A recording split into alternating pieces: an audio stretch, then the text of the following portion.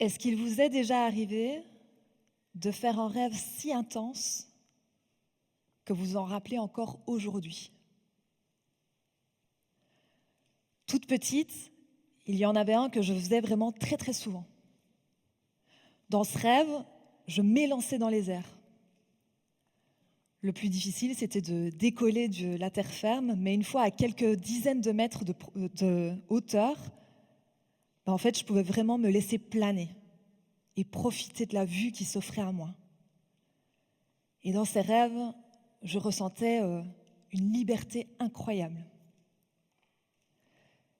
Et des années plus tard, je me retrouve en Australie, en train de faire du snorkeling sur la grande barrière de corail.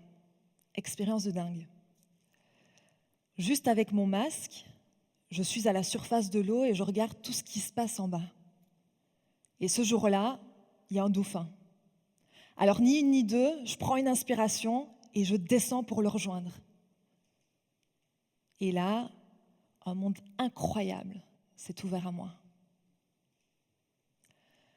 Ici, le dauphin, il n'est pas effrayé par ma présence. Je ne suis pas imposante. Je ne fais pas de bruit, pas de bulle. Je peux nager avec lui. Mais surtout, j'ai l'impression de voler. Le rêve de mon enfance, je m'en rends compte, il vient de devenir réalité. Lorsque je remonte de cette première apnée, celle qui changera ma vie, la vision autour de moi, elle est incroyable. Fermez les yeux et imaginez, pas de téléphone, pas de réseaux sociaux, pas d'appels, pas de bruit de travaux de tram. Et quand vous les rouvrez, juste les bulles qui remontent, le silence, le soleil, le bleu. Tout est juste beau. Cette plongée, elle fut vraiment révélatrice. Parce que dans un monde qui court à 1000 à l'heure, ma tête, elle se noie tout le temps dans des milliers de pensées. Que ce soit sur le passé, que je pourrais de toute façon pas changer, ou le futur, où là, je m'imagine 1000 scénarios possibles qui me stressent à mort. Et si vous aussi, vous êtes plutôt dans le genre anticipation du futur tout le temps, jamais dans le présent, quitte à suffoquer et à être submergé par toutes ces pensées aussi, sachez que vous n'êtes pas seul. Avant de découvrir l'apnée, j'avais arrêté de vivre. Je ne faisais plus qu'exister. Parce que ma tête était tout le temps ailleurs. Par contre, ce que je peux vous dire, c'est que là, ce jour-là, j'étais bien là. Le dauphin, les paysages, tous mes sens étaient en éveil, stimulés. D'abord, il y avait le goût de l'eau salée qui titillait mes papilles, et puis le silence pesant dans mes oreilles, ou encore l'eau qui effleurait ma peau, et puis devant mes yeux, cette vue incroyable. Et ce jour-là, arrêter de respirer m'a permis d'arrêter de suffoquer. Alors cette plongée, j'ai voulu la réitérer, encore et encore et encore. Alors je quitte ma petite Belgique pour continuer de vivre ce moment présent. Ce rêve de petite fille, celui de voler, toujours plus profond. Et au fur et à mesure, je commence à faire des compétitions, à décrocher des records de Belgique aussi. Mais le problème, c'est que avec ces mètres qui se rajoutent, les pensées négatives, elles commencent à se rajouter aussi, et maintenant quand je plonge. Alors je me dis que pour régler ce problème de mental déficient, je vais devoir entraîner mon corps pour pouvoir descendre. Alors je l'entraîne à être plus fort, plus souple, plus technique. Et je zappe complètement ma tête. Jusqu'à ce que les échecs me rappellent à l'ordre et me rappelle une chose essentielle en apnée, et même dans la vie de tous les jours, je pense, c'est que, en effet, c'est mon corps qui descend. Par contre, c'est ma tête qui l'autorise à descendre. Alors, pour régler ce problème, je me dis, ok, je vais aller voir pour la première fois un coach mental, persuadée qu'il allait pouvoir m'apporter the magic trick, qui allait vraiment m'aider à éteindre mon cerveau pour que je puisse enfin juste laisser mon corps descendre sans réfléchir. Et en fait, ça a été tout autre, son approche. Premier rendez-vous, il me pose une question très très simple. Pourquoi vous faites de la compétition ? Et en fait, j'avais jamais vraiment osé me la poser, cette question, et encore moins admettre la réponse. Mon ego, qui était au départ juste un outil vers la performance, il était devenu le moteur principal, rempli d'objectifs futurs. J'avais complètement zappé, complètement oublié les sensations, complètement oublié mon rêve d'enfance. Alors, séance après séance, on a décortiqué, on a tout déconstruit. On est revenu à l'essentiel, le pourquoi j'ai commencé ce sport, les sensations de liberté.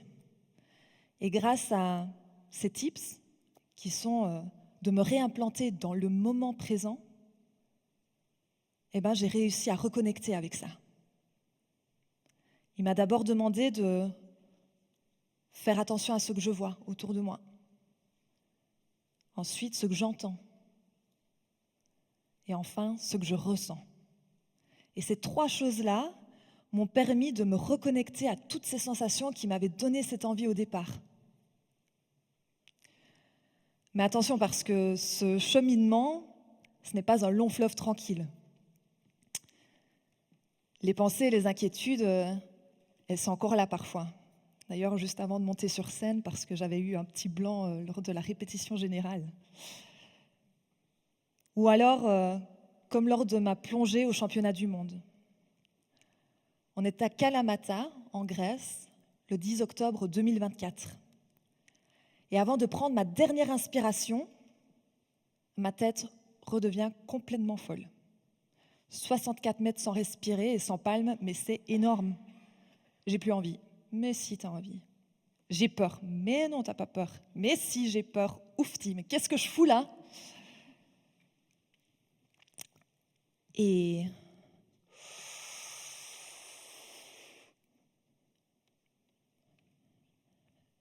j'immerge mon visage dans l'eau. Et alors que mon voyage vers des profondeurs inconnues commence, le temps s'arrête. Les profondeurs m'étreignent et compriment mes poumons. Je me laisse engloutir par la mer.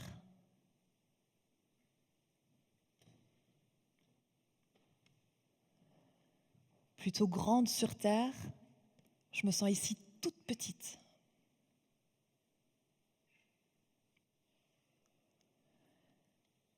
J'accepte ma vulnérabilité face aux abysses. Parce que si je montre la moindre rébellion, les profondeurs pourraient me blesser. Alors je me laisse couler dans cette mer. Et puis, j'entr'ouvre les yeux. J'observe tout autour de moi, le bleu, ma ligne de vie qui me raccroche à la surface. Et puis je tends l'oreille. J'écoute le silence, les battements de mon cœur qui ralentit. Et enfin, je ressens cette prise d'eau sous mes mains, la force de mon corps. Et tout au long de ces 64 mètres de descente et de remontée, je n'obéis qu'aux profondeurs qui m'obligent de m'ancrer dans le moment présent. et de ne pas laisser mon esprit, ma tête, vagabonder dans le futur.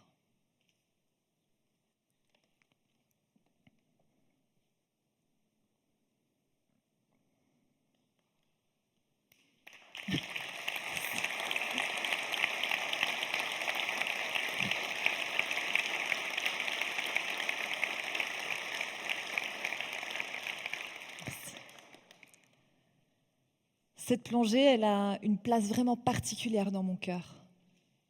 Tout d'abord parce que c'est lors de celle-là que j'ai décroché mon titre de vice-championne du monde, une première pour la Belgique et pour moi la petite liégeoise. Mais surtout parce que à 64 mètres de profondeur, sans bouteille d'oxygène, sans palme, juste à la force de mes bras et de mes jambes, je peux vous assurer une chose.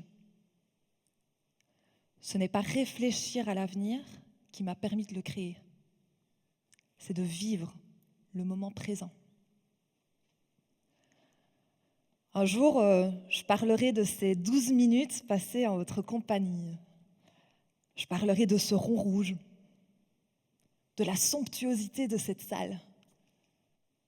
Je parlerai de ma voix qui me semblait un petit peu tremblante parfois, de mon cœur qui battait la chamade, et je parlerai de ce que 300 personnes m'ont fait ressentir sur cette scène. Ce jour-là, peut-être que j'aurais atteint 80 mètres à la brasse. Peut-être pas. Si vous voulez créer votre futur, alors réancrez-vous dans le moment présent, parce que c'est ici que tout commence. Alors la prochaine fois que vous vous sentirez un peu submergé par les attentes de l'avenir, que ce soit sous l'eau, au boulot, demain en buvant votre café avec vos enfants, ou tout simplement maintenant, ici dans cette salle, on va faire quelque chose, tous ensemble. On va arrêter le temps. On va inspirer, bloquer, et maintenant observer, écouter, ressentez, vivez.